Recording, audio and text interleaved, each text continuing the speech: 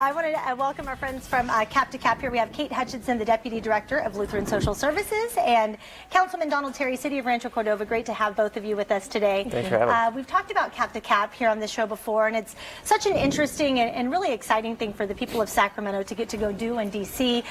For our viewers that don't know what it is, let's just start by explaining what CaptoCap is. Sure. You want to take? Yeah, so this is an annual regional lobbying trip where about 400 people from Sacramento go back and advocate for all kinds of different resources and issues that are affecting our region.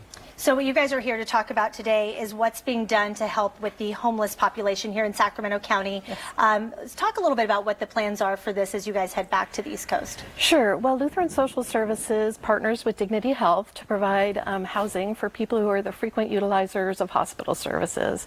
So one of the things we're particularly interested in is making sure that funding for these types of programs and for our continuum of care continues. And why is this approach so important, the way that you guys are going about doing this?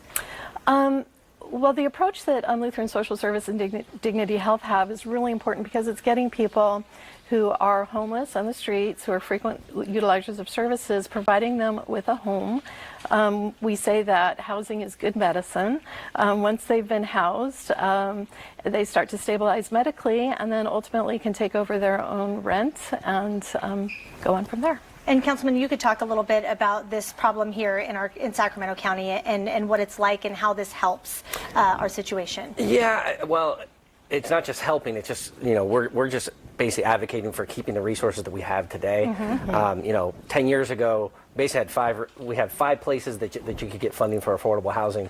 Two of those are gone because of, you know, state cuts and other things like that. And we've even seen, you know, cuts at the federal level, and we have an administration that's proposing to eliminate almost all of the resources that we have for this. So it's really important for us to just keep those projects moving forward that we have, because we've seen a 50% increase in homelessness just in the last year, you know, by counting who they are.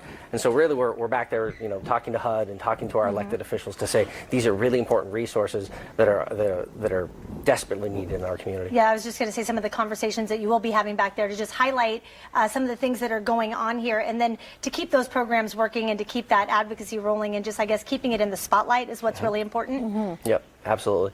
Yeah, I mean, just making sure that people understand that, you know, without these resources, we're going to have an even worse problem than we have today.